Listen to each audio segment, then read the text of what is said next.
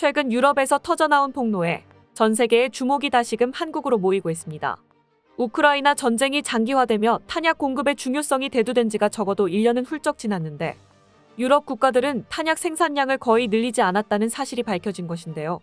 다수의 외신이 유럽 국가들의 실질적인 포탄 생산량이 얼마나 초라한 수준인지 공개해버렸고 전쟁이 일어나도 이들에게는 결국 남의 일에 불과했다는 것이 확실해졌습니다. 이에 국제사회는 일제히 비난하고 나섰는데요. 이런 와중에 한 매체가 어차피 지금 우크라이나에서 사용되고 있는 포탄의 대부분은 한국산이라고 밝혔습니다. 과거 미국의 기밀문서 유출로 인해 만천하에 드러났던 한국의 포탄 대여가 사실은 형식적인 것에 불과했다는 진실마저 드러난 것입니다.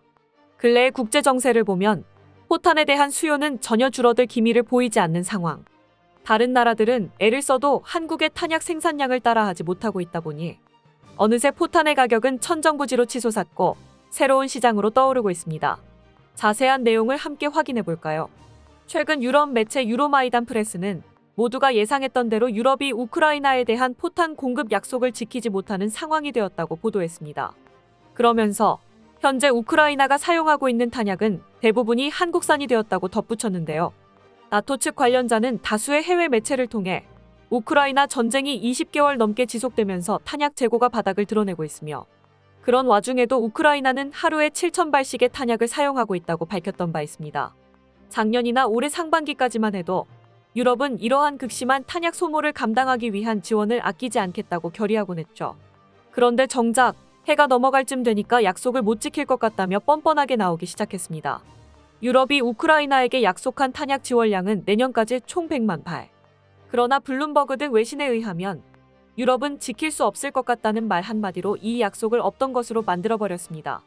우크라이나에서는 유럽을 믿는 게 아니었다며 분노하는 목소리가 터져나왔죠. 전쟁이 길어지다 보니 우크라이나에 대한 국제적 관심도가 식어가는 것도 사실입니다. 계속되는 물자 지원에 서방의 피로감이 쌓이기도 했고 그럼에도 전선은 장기전의 양상에서 벗어나지 못하고 있습니다. 심지어는 중동에서도 전쟁이 터졌다 보니 이젠 우크라이나를 돕자는 목소리 자체가 예전만 못해졌습니다. 하지만 우크라이나의 상황은 전혀 나아지지 않았습니다. 지원에 의존하지 않으면 전선에서 이루어지는 러시아와의 줄다리기를 유지할 수가 없죠. 그런데 서방으로부터 전해지는 물자 지원의 질은 나날이 떨어지고 있습니다. 최근엔 프랑스가 지원한 장갑 차량이 방호력 미달로 인수 거부되는 사태가 또 일어나기도 했고 독일의 지원 패키지에 들어간 전차 역시 구시대적인 레오파르트1 수준이라 성에 차지 않는 것이 사실입니다. 거기다 이제는 주기로 약속했던 탄약마저 주지 않겠다고 하니 이들이 화가 날 만도 하죠. 유럽은 순전히 우크라이나의 항전 의지에 기대고 있습니다. 만약 우크라이나가 항전을 포기하면 유럽은 러시아의 야욕을 감당해낼 도리가 없습니다. 우크라이나를 사실상 총알바지로 쓰고 있는 것인데 이 상황이 유지되는 것은 단지 우크라이나가 러시아의 나라를 빼앗기기 싫었기 때문이지 유럽 국가들을 도울 마음은 추호도 없습니다. 도의적으로 봐도 전력을 다해 도와도 모자랄 입장이라는 것입니다. 물론 모든 국가들이 손 놓고 있는 것은 아닙니다. 우크라이나가 무너지면 그 다음으로 러시아를 상대해야 하는 폴란드나 루마니아 등의 국가는 열과 성을 다해 돕고 있죠. 그러나 정작 EU 내부에서 발언권과 경제력이 크다고 할 만한 프랑스나 독일 등의 국가가 비협조적인 것입니다. 유럽 내부에서도 이런 뻔뻔한 행태가 잘못되었다고 여기는 사람들이 많습니다. 그들 중 일부는 아예 고발에 나서기도 했는데요. 이들의 고발로 드러난 유럽의 실질적인 탄약 생산량은 코웃음이 나오는 지경이었습니다. 유럽 방산 매체 더 디펜스 포스트는 최근 프랑스가 우크라이나 지원용 155mm 탄약 생산량을 3배까지 늘리기로 했다는 결정을 보도했습니다. 그런데 내막을 들춰보니 그렇게 늘린 양조차도 어이가 없을 정도로 적었습니다.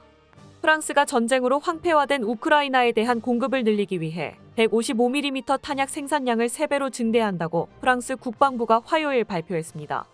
프랑스 국방장관 세바스티앙 르코르니에 따르면 이처럼 탄약 생산량을 늘리면 내년부터는 매월 최대 3,000개의 155mm 포탄을 키예프에 보낼 수 있게 될 것입니다. 프랑스는 2023년 1월부터 매달 1,000발의 탄약을 우크라이나에 전달해왔습니다. 탄약 외에도 프랑스의 넥스터 시스템즈는 내년부터 세자르 곡사포 생산량을 월 2대에서 8대로 늘릴 예정입니다. 르코르니는 생산량을 늘리려는 움직임이 에마뉘엘 마크롱 프랑스 대통령이 주문한 전쟁 경제로의 전환을 진행한 구체적인 결과라고 말했습니다. 이러한 경제 하에서 유럽은 다른 국가에 대한 과도한 의존을 피하기 위해 훨씬 더 큰 규모의 방위 산업이 필요할 것으로 여겨졌습니다. 시작부터 눈을 의심케 하죠. 프랑스가 늘리는 지원이 대단한 것인 양 짐짓 포장하고 있지만 어떻게 생산량을 3배 늘린 양이 월 3,000발이 될 수가 있는 것일까요?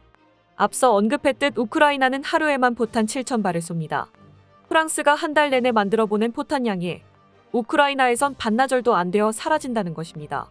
이 내용을 보도한 매체조차도 프랑스가 약속한 만큼의 지원을 해내려면 방위산업의 규모 자체가 커질 필요가 있었다고 지적하고 있습니다. 그럼에도 프랑스 국방부는 이런 초라한 실적을 두고 구체적인 결과라고 말하고 있습니다. 프랑스는 새로운 지정학적 상황에 따라 6개년 기본 국방비 지출 계획을 조정했습니다. 2024년부터 2030년까지 총 4,130억 유로가 국방비로 배정될 예정이며 이는 지난 50년 동안 가장 큰 군사비 지출입니다. 마크롱은 러시아가 우크라이나를 계속 공격하는 한 전시 경제가 오랫동안 지속될 것이라고 예측했습니다. 2022년 2월 러시아의 침공이 시작된 이후 프랑스는 우크라이나가 주권을 수호할 수 있도록 무기와 장비를 보냈습니다. 이미 인도한 18대에 더해 12대의 세자르 곡사포를 전쟁으로 피폐해진 우크라이나에 보내겠다고 약속했습니다. 또한 프랑스는 우크라이나 군이 러시아 목표물을 공격하는 데 도움이 되는 SCALP 장거리 순항 미사일 역시 약속했습니다. 보도를 보면 프랑스가 국방비가 모자라서 이러는 것도 아닙니다. 프랑스가 책정한 566조의 국방비는 세계 6위에 해당하는 수준이죠. 그럼에도 보도 말미에 나오는 자주포나 순항미사일 지원 약속을 우크라이나는 무턱대고 믿을 수가 없습니다. 포탄 생산량만 보더라도 이들이 남의 나라를 돕는 데에 얼마나 인색한지 알 수가 있기 때문입니다. 생산량을 늘리겠다고 한 세자르 자주포 역시 프랑스는 거저줄 생각은 전혀 없습니다. 현재 차관급 인사를 통해서 판매를 협상하고 있죠. 우크라이나 덕에 오늘도 발 뻗고 잘 수 있는 곳에 살면서 이들의 전쟁으로 입속 채울 생각이나 한다는 것입니다. 이런 상황은 비단 프랑스에만 해당하는 것이 아닙니다. 뉴욕타임즈 역시 유럽이 30년간의 군축 이후의 포탄 지원 약속을 이행하는 것은 거의 불가능할 것이라고 말하면서 EU 전체의 탄약 생산량을 폭로했습니다. 이들이 밝힌 유럽의 월간 탄약 생산량은 57,000발. 우크라이나에서는 8일가량 쓰면 없어지는 양입니다. 회원국이 몇 개인데 그걸 다 합쳐서 이 정도인 것인지 한숨이 나오죠. 이러니 우크라이나에 한국 포탄이 들어가지 않을 수가 없습니다. 한국은 올해 상반기에 조건을 달아서 미국과 유럽에 포탄을 수출한 바 있습니다. 그 조건은 바로 최종 사용자가 우크라이나가 아닌 구매국이어야 할 것. 한국은 직접적인 살상무기 수출을 피하기 위해 이러한 조건을 내걸고 포탄을 팔았고 구매국들은 한국 포탄으로 비축분을 채우고 대신에 쌓아뒀던 기존 비축분을 지원하기로 되어 있었죠. 그러나 무슨 이유에서인지 이러한 조건과 상충되는 일이 벌어지고 있죠. 한국이 내건 조건이 애초부터 명분 만들기에 불과했다는 것, 혹은 우크라이나가 이미 지원받은 비축분을 다 써버려서 탄약 구매국들이 한국산 포탄까지 내어주고 있다는 것 등의 이유가 예측되고 있는데요. 이처럼 전 세계가 너나 할 것 없이 한국의 공급에만 의존하는 것은 군수품 자체가 현재 세계적인 부족 상태에 빠져 있기 때문입니다. 우크라이나만 해도 허덕대는 가운데 중동 지역에서까지 전쟁이 시작되면서 그러지 않아도 전 세계적으로 품귀 현상을 보이고 있는 군수품이 더욱 모자라게 될 전망입니다. 월스트리트 저널은 군사업계 관계자들을 인용하여 나토 내부에서 사태의 심각성을 걱정하는 목소리가 높아지고 있다는 사실을 보도했습니다. 스웨덴 방산조달청의 괴란 마텐손 청장은 유럽 및 미국의 수요가 더욱 커지는 상황에서 군사 자원 경쟁이 벌어질 수 있다고 답변했는데요. 한정된 자원을 둘러싸고 이를 선점하기 위해 유럽 국가들이 앞다퉈 손을 벌리고 있다는 사실을 지적했습니다. 실제로 롯바우어 군사위원장은 바르샤바 안보포럼에서 통해 바닥이 보이고 있다고 말하며 이대로면 예비 보급품마저 써야 할 수 있다는 사실을 언급했죠. 미 방산업체 제너럴 다이내믹스는 현재 연간 20만 발 수준인 포탄 생산량을 5배 늘려 100만 발까지 끌어올릴 계획이라고 발표했고 미 정부 역시 모자란 재고를 채우기 위해 군사계약을 남발하고 있습니다. 대략 알려진 액수는 33조 8,200억 원에 달합니다. 이렇게 여기저기서 발등에 불이 떨어진 가운데 한국은 유유히 연간 25만 발씩을 가볍게 찍어내고 있는 겁니다. 이마저도 저율 생산 체제라 억누른 수준이고 전시 생산 체제가 되면 한 달에만 최대 10만 발을 찍어낼 수 있다고 하죠. 한국의 탄약 생산을 책임지는 풍사는 이 155mm 탄약을 포함해서 각종 탄약을 연간 무려 1억 발 가까이 생산하곤 합니다. 이러니 우리가 보기에는 아등바등하는 유럽이 한심할 따름인 것입니다. 유럽이 1년이 넘도록 변하지 못한 것을 보면 이들의 실패는 단지 오만한 안전불감증 때문만은 아닌 듯합니다. 앞서 언급됐듯 30년에 걸친 군축으로 인해 사회 구조적으로 회복하기 어려운 변화가 뿌리 박혀버린 탓도 있죠.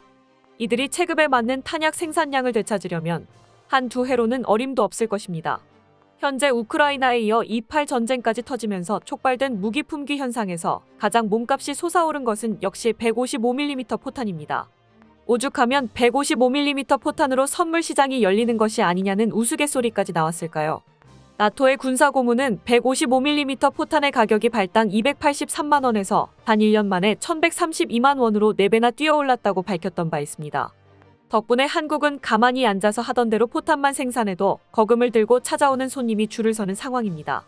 결국에는 또 다시 한국에 의존하는 전 세계. 이러한 흐름은 국제사회에서 한국의 위상을 더욱 높일 수 있는 좋은 기회가 될 것으로 관측되는데요. 부디 한국이 이 기회를 잘 이용할 수 있기를 기대합니다. 끝까지 시청해주셔서 감사합니다. 도움이 되셨다면 좋아요를, 다른 이야기도 궁금하시면 구독을 눌러주세요.